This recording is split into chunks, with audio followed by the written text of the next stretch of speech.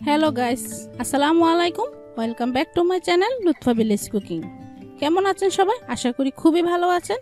আজ আপনাদের তৈরি করে দেখাবো ঘরে থাকা কয়েকটি উপকরণ দিয়ে মুসমুসে চমুচা। এটা কিন্তু খেতে বাজারের থেকে অনেক গুণ ভালো হবে আর খুবই স্বাস্থ্যসম্মত হবে। তো বন্ধুরা, না টেনে সম্পূর্ণ ভিডিওটা দেখুন, আশা করি আপনাদের খুবই ভালো লাগবে।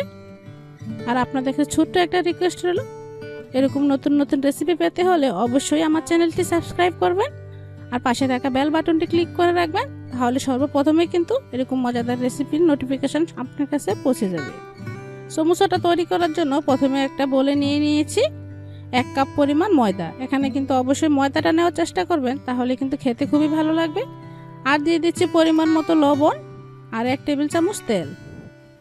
তবে আটা দিয়েও করা যায়, তবে ময়দা দিয়ে করলে খেতে বেশি ভালো লাগে। এখন হাত দিয়ে কষলে কষলে ভালোভাবে তেলটা আমি ময়দার সাথে মাখিয়ে নিচ্ছি। মাখতে মাখতে যখন মুঠ করলে এরকম দলা পাকিয়ে যাবে, তখনই বুঝতে পারবেন যে আপনার ময়ামটা পারফেক্ট হয়েছে। এই পর্যায়ে অ্যাড করতে হবে নর্মাল পানি। এখন আমি অল্প অল্প পানি অ্যাড করে শক্ত একটা ডো তৈরি করব। আর অবশ্যই কিন্তু এখানে আমি শক্ত ডোয়ে তৈরি করতে হবে। চমুচা তৈরি করতে কিন্তু অবশ্যই শক্ত ডো হলেই কিন্তু চমুচাটা খুবই ভালো হয়। তো দেখুন, আপনার ডোটা দেখেই কিন্তু বুঝতে পারছেন কতটা শক্ত হয়েছে। এখন উপর থেকে যাতে ড্রাই না হয়ে যায়, একটু তেল লাগিয়ে নিচ্ছি। এখন আমি ঢাকনা দিয়ে ঢেকে সাইডে রেখে দিব 10 মিনিটের জন্য। এর ফাঁকে আমি ভিতরে পুরটা তৈরি করে নিচ্ছি। এর জন্য নিয়েছি সিদ্ধ করে রাখা আলুটা আমি গ্রেট করে নিচ্ছি। তো বন্ধুরা, দেখতে পাচ্ছেন বাচ্চারা কিন্তু খাওয়ার জন্য খুবই বায়না করতেছে।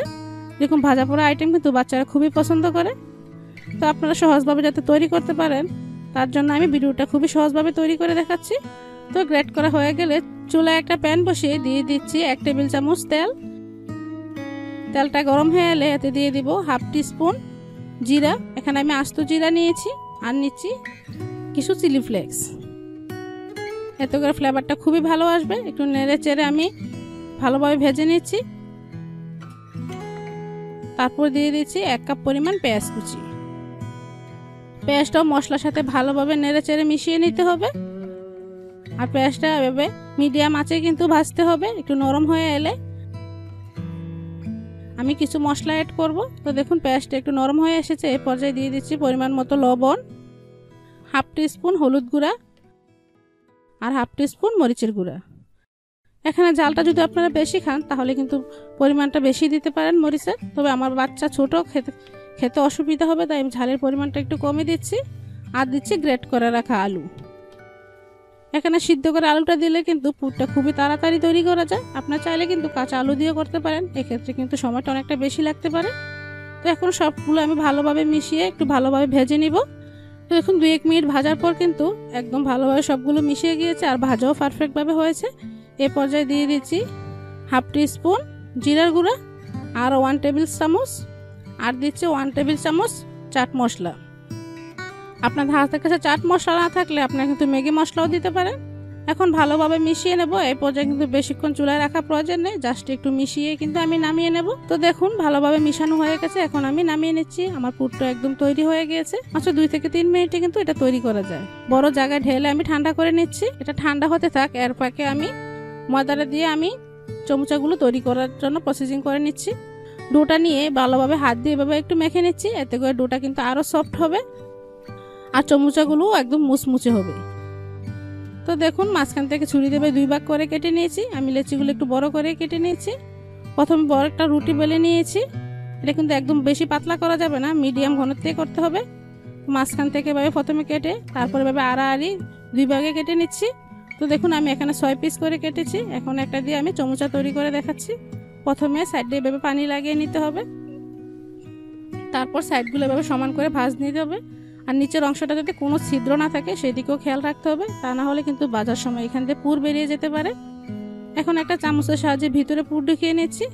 আর বন্ধুরা, অবশ্যই একদম বেশি পরিমাণে পুর ঢুকাবেন না, তাহলে কিন্তু ভাজার সময় এটা ফুলে বেরিয়ে যেতে পারে।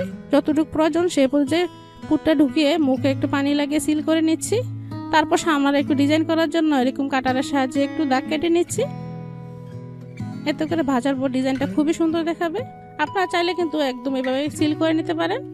তো দেখুন, পানি লাগিয়ে এভাবে একটু টান দিয়ে উপরে দিয়ে দিচ্ছি। এতে করে খুব ভালোভাবে সিল হয়ে যাবে। দেখতে কিন্তু খুবই সুন্দর দেখাবে। আর এই ডিজাইনটা কিন্তু খুবই ইজিলি করা যায়।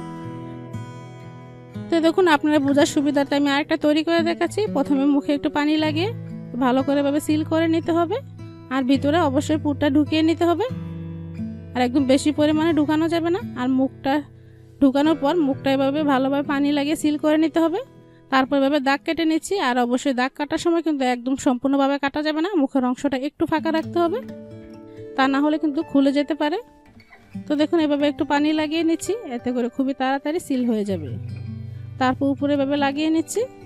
তো দেখুন একদম ইজিলি লেগে গিয়েছে। এটা কিন্তু ভাজার সময় আর একদমই খুলে যাবে না।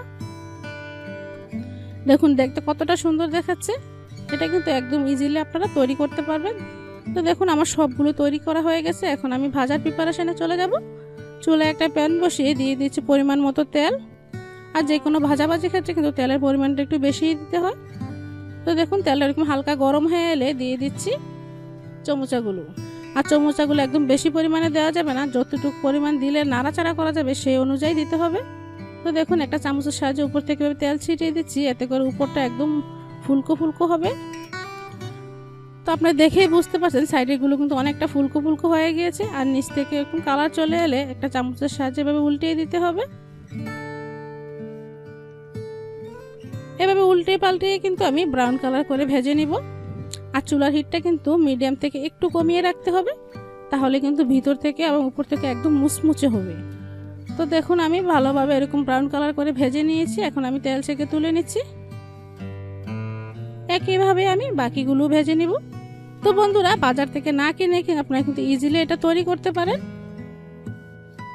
আপনার বাচ্চার শরীরের জন্য খুবই ভালো হবে। বাজারে খাবার কিন্তু আপনাদের বাচ্চা বা কারো শরীরের জন্য একদম হাইজেনিক হয় না।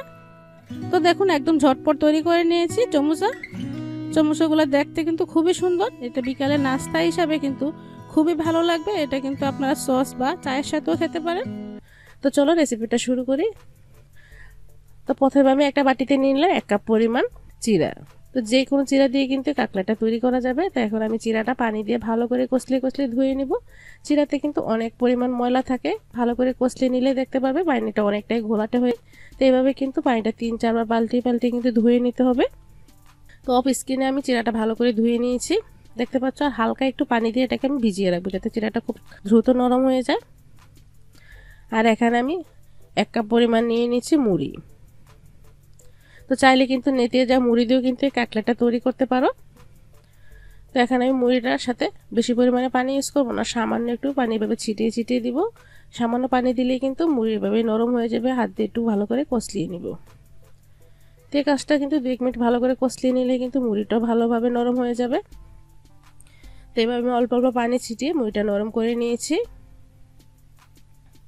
মুড়িটা ভালোভাবে নরম হয়ে গেছে। এখন আমি যে চিরাগুলো ভিজিয়ে রেখেছিলাম চিরাগুলো মুড়ির সাথে দিয়ে দিচ্ছি, দিয়ে ভালো করে আবারও কিছুক্ষণ কষলিয়ে নিব।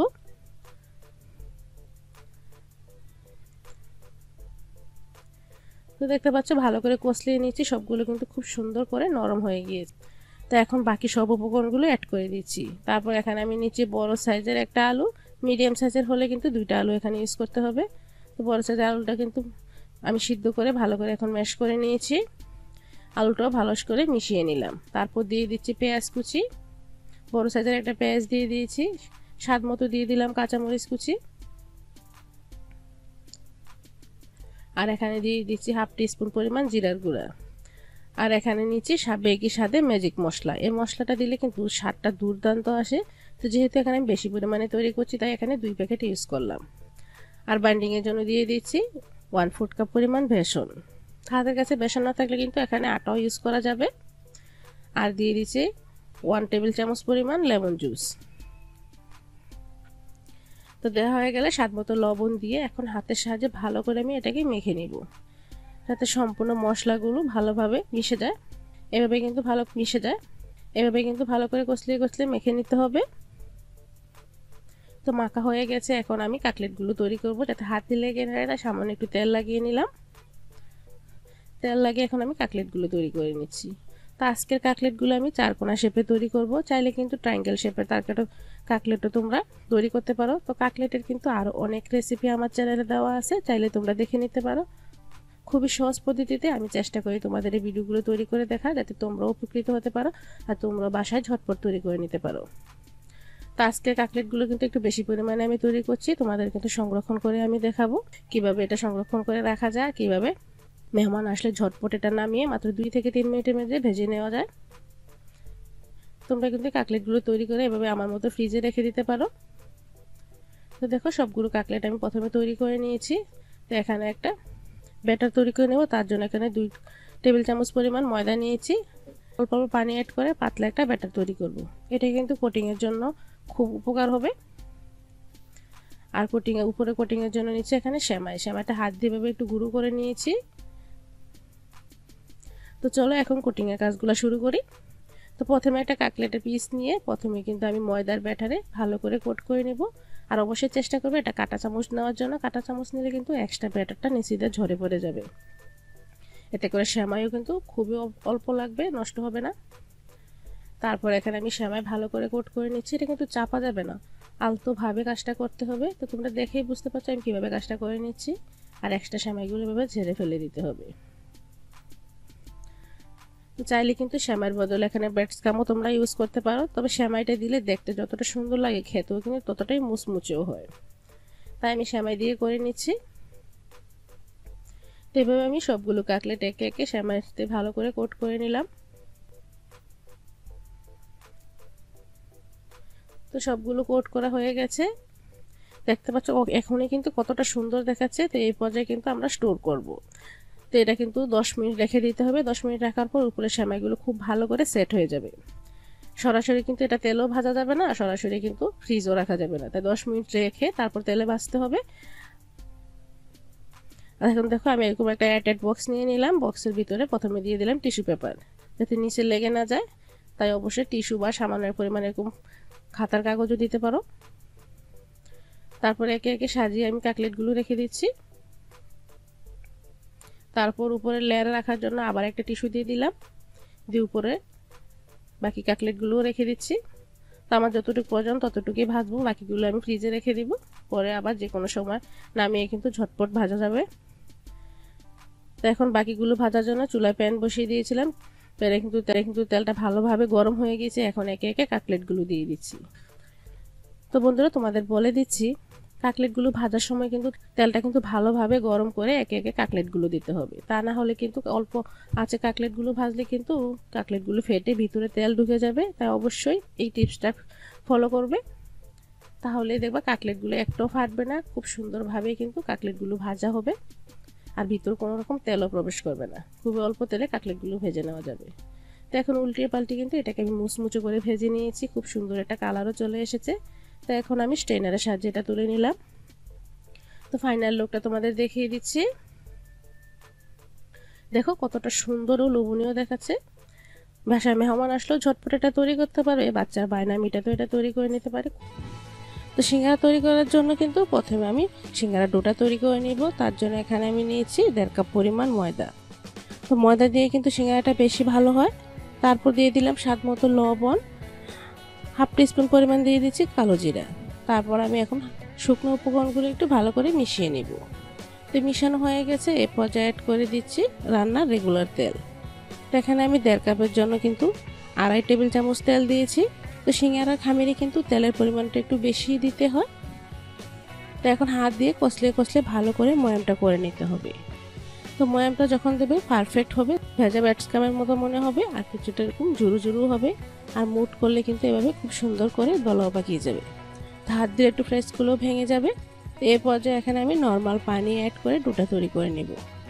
তো ডোটা তৈরি করার আগে প্রথমে বলে দিচ্ছি সিঙ্গারার ডো কিন্তু একটু শক্ত হয়, তাই অল্প অল্প পানি অ্যাড করে পারফেক্টভাবে কিন্তু ডোটা তৈরি করতে হবে। তো দেখো ডোটা কিন্তু তৈরি করা হয়ে গেছে। আর ডোটা কিছুটা এরকম অমসৃণ হবে, এরকম ফাটা ফাটা থাকবে। এরকম শক্ত করে ডোটা তৈরি করে নিয়েছি। এখন আমি ঢাকা দিয়ে সাইডে রেখে দিব। তো সিঙ্গারার ভিতরে পুরটা তৈরি করে নিচ্ছি। তো আজকের পুরটা আমি একদম ঝামেলাহীনভাবে তৈরি করে নিচ্ছি। প্রথমে 3টা সিদ্ধ আলু নিয়ে ভালো করে একটু ভেঙে নিচ্ছি। তো একদম ম্যাশ করব না, কিছুটা আস্তে আস্তেও রাখবো। তো দেখো এরকম কিছুটা আস্তে আস্তেও থাকবে, তাহলে খেতে পুরটা বেশি ভালো লাগবে। তারপর এখানে দিয়ে দিচ্ছি কাঁচা পেঁয়াজ, দিয়ে দিচ্ছি কাঁচা মরিচ, দিয়ে দিলাম কিছুটা ধনেপাতা কুচি। আর এখন কিছু মশলা অ্যাড করে দিব। প্রথমে দিয়ে দিলাম স্বাদ মতো লবণ, হাফ টিস্পুন দিয়ে দিচ্ছি জিরার গুঁড়া, আর এখানে আমি দিয়ে দিচ্ছি 2 চামচ পরিমাণ চাট মশলা, আর দিয়ে দিচ্ছি 1 টেবিল চামচ সরিষার তেল। তো সব উপকরণগুলো দেওয়া হয়ে গেছে, এখন শুধু মেখে নেওয়ার পালা। হাত দিয়ে ভালো করে মেখে নিচ্ছি। তো বন্ধুরা, এখানে অনেকের প্রশ্ন থাকবে কাঁচা পেঁয়াজ দিয়েছি, সিঙ্গারাটা খেতে কেমন লাগবে। তো কাঁচা পেঁয়াজ দেওয়ার কারণে কিন্তু সিঙ্গারাটা খেতে বেশি ভালো লাগে।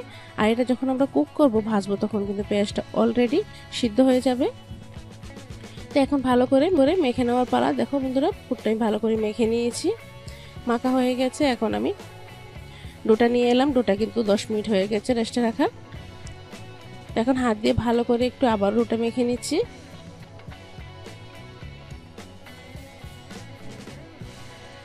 তো ডোটা মাখা হয়ে গেলে এখন আমি যেরকম সাইজের সিঙ্গারা তৈরি করব, এরকম সাইজ করে আমি লেচিগুলো কেটে নিচ্ছি। তো লেচিগুলো কেটে গোল গোল শেপ দিয়ে রেখে দিচ্ছি। একটা লেচি নিয়ে নিলাম, এখন আমি একটা লেচি বেলে নিচ্ছি। তো একদম আজকে সিঙ্গারাগুলো মিডিয়াম সাইজের করে তৈরি করব। আর আজকে রুটিটা কিন্তু একটু লম্বা করে বেলতে হবে, যেহেতু একটা রুটি দিয়ে আমি 2টা সিঙ্গারা তৈরি করব। আর সিঙ্গারার জন্য রুটিটা কিন্তু একদম পাতলা করে বেলে নিতে হবে। তো রুটিটা বেলা হয়ে গেলে একটা ছুরির সাহায্যে মাছ বরাবর কেটে নিচ্ছি। তো বন্ধুরা, মনোযোগ দিয়ে দেখো আমি কিভাবে সিঙ্গারাটা তৈরি করছি। তো প্রথমে সাইড থেকে এভাবে একটু ভাঁজ দিয়ে নিতে হবে, তারপর একটু ভালো করে পানি লাগিয়ে নিতে হবে। পানি লাগানোর কারণে কিন্তু সিঙ্গারাটা ভাঁজ দেওয়ার পর আর খুলে যাবে না ভাজার সময়। তারপর আলতো হাতে এভাবে হাতে নিয়ে যে মাঝের যে ভাজের অংশটা, এটা কিন্তু এরকম মাছ বরাবর নিয়ে আসতে হবে। তারপর এখন আমি ভিতরে পর্যাপ্ত পরিমাণ দিয়ে দিচ্ছি পুর।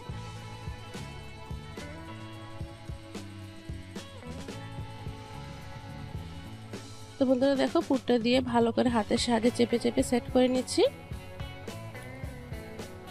সেট করা হয়ে গেছে। এখন মুখটা সিল করে নিব, তার জন্য সাইডে একটু পানি লাগিয়ে নিচ্ছি। তো সিঙ্গারা ভাজ কিন্তু অনেকে অনেক কঠিন মনে করে, তো মনোযোগ দিয়ে একটু দেখুন, তাহলে দেখুন খুব সহজেই ভাজটা করে নিতে পারবেন। পানি লাগিয়ে ভালো করে চেপে চেপে লাগিয়ে নিলাম। তো দেখো, এক্সট্রা অংশটা একটু দেখতে খারাপ দেখা যায়, তাই একটু কেটে ফেলে দিচ্ছি।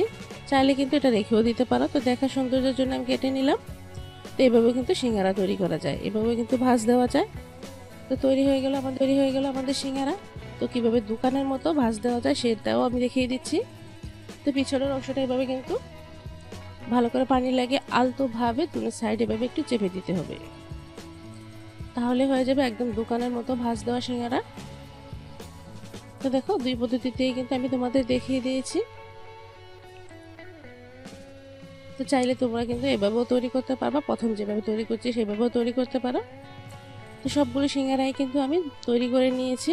তো এখন ভাজার পালা। তো চুলায় দিয়ে দিচ্ছি পর্যাপ্ত পরিমাণ তেল। আর সিঙ্গারা কিন্তু অবশ্যই ডুবো তেলে ভাজতে হয়। আর তেলটা দেখে বুঝতে পারছো, তেলের হিটটা কিন্তু একদম লো। আর সিঙ্গারা কিন্তু প্রথম থেকে শেষ পর্যন্ত একদম লো আঁচে ভাজতে হবে। তাহলে হয় কি, সিঙ্গারা গিয়ে যে ঘামাচির মতো বিচি বিচি হয় না, সেটা আর হয় না, সিঙ্গারাটা একদম মসৃণ হয়। তো ভাজার পর আমি দেখিয়ে দেবো সিঙ্গারাটা কতটা মসৃণ হয়েছে। তো যখন দেবে সিঙ্গারাগুলো ফুলে বা উপরে চলে এসেছে, এই পর্যায়ে কিন্তু একটু উল্টিয়ে দিতে হবে। একটু সময় নিয়ে ধৈর্য ধরে উল্টে পাল্টে একটু খুব সুন্দর কালার চলে আসা পর্যন্ত ভেজে নিতে হবে। তো একটা বেশ ভাজতে কিন্তু আমার 15 থেকে 16 মিনিট পর্যন্ত সময় লেগেছে। তো সিঙ্গারাগুলো ভাজা হয়ে গেছে, দেখুন কালারটা কতটা সুন্দর দেখাচ্ছে। সেম প্রসেসে আমি দ্বিতীয় বেসগুলো ভেজে নিচ্ছি, এটা আর দেখাচ্ছি না। তো দেখো, দ্বিতীয় বেসে সিঙ্গারাগুলো ভাজা হয়ে গেছে বন্ধুরা। সিঙ্গারা ফাইনাল লুকটা দেখো, দেখতে কতটা সুন্দর ও লোভনীয় দেখাচ্ছে। আশা করছি সহজ রেসিপিতে আজকে সিঙ্গারা রেসিপিটা তোমাদের ভালো লেগেছে। আর সিঙ্গারা গাটা দেখো, একটু কিন্তু বিচি বিচি ভাব হয়নি, একদম পারফেক্টভাবে কিন্তু দোকানের মতো তৈরি হয়েছে। তো যদি সিঙ্গারা রেসিপিটা ভালো লাগে কিন্তু লাইক করতে ভুলবে না, আর বন্ধুদের মাঝে বেশি বেশি শেয়ার করে দিবে। আর চ্যানেলে কেউ নতুন বন্ধু হয়ে থাকলে অবশ্যই চ্যানেলটাকে সাবস্ক্রাইব করে রাখবে। তো আজ এখানে শেষ করছি, পরবর্তী ভিডিওতে আবারও দেখা হবে। সে পর্যন্ত সবাই ভালো থাকো, সুস্থ থাকো, আল্লাহ হাফেজ।